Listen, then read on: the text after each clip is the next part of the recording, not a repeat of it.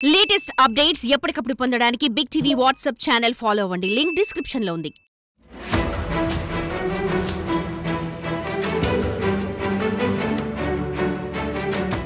General గా ఎక్కడైనా దొంగతనం జరిగిన తర్వాత ఏం జరుగుతుంది?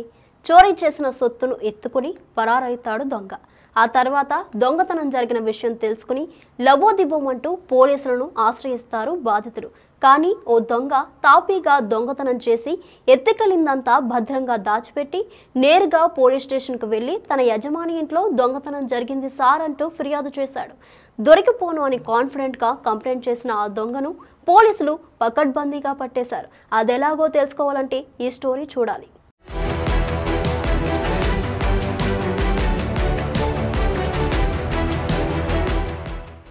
విజయనగరం జిల్లా రాజంపట్టణంలోని ఈశ్వర నారాయణ కాలనీకి చెందిన ఏ సత్యనారాయణ కిరాణా దుకాణం నిర్వహిస్తూ ఉంటారు.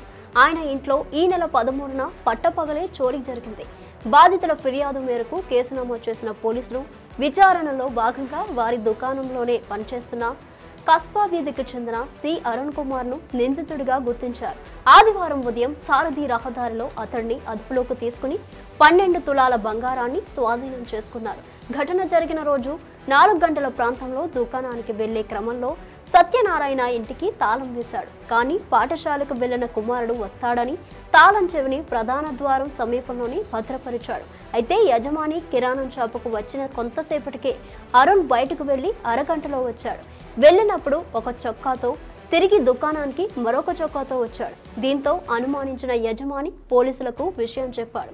సీసీటీవీ ఫుటేజ్ ఆధారంగా పోలీసులు నిందితుడిని గుర్తించారు. అయితే ఇందులో కొసమెరుపు ఏంటంటే దొంగతనం జరిగిన తర్వాత తనకేమీ తెలియనట్టు యజమానితో పాటు పోలీస్ స్టేషన్కు వెళ్లి దొంగతనం జరిగిందని ఫిర్యాదు చేశాడు నిందితుడు అరుణ్ కుమార్. దొంగతనం చేసి దొరికిపోనని కాన్ఫిడెంట్గా కంప్లైంట్ ఇచ్చిన దొంగ పప్పులు పోలీసుల ముందు ఉడకలేదు. అన్నం పెట్టిన ఇంటికే కన్నం వేసిన దొంగను కటకటాల్లోకి నెట్టారు పోలీసులు. అమరా సత్యనారాయణ అనే వ్యక్తి ఈశ్వర్నగర్ కాలనీలో నివాసం ఉంటున్నారు.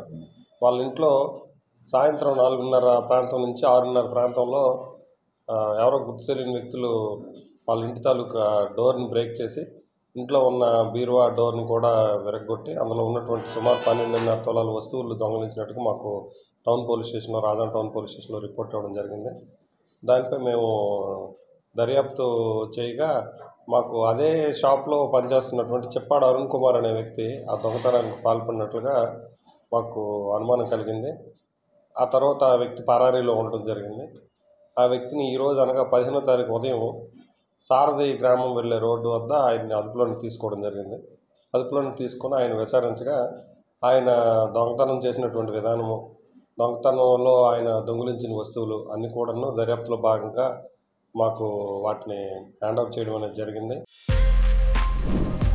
For more videos like this, subscribe Big TV channel.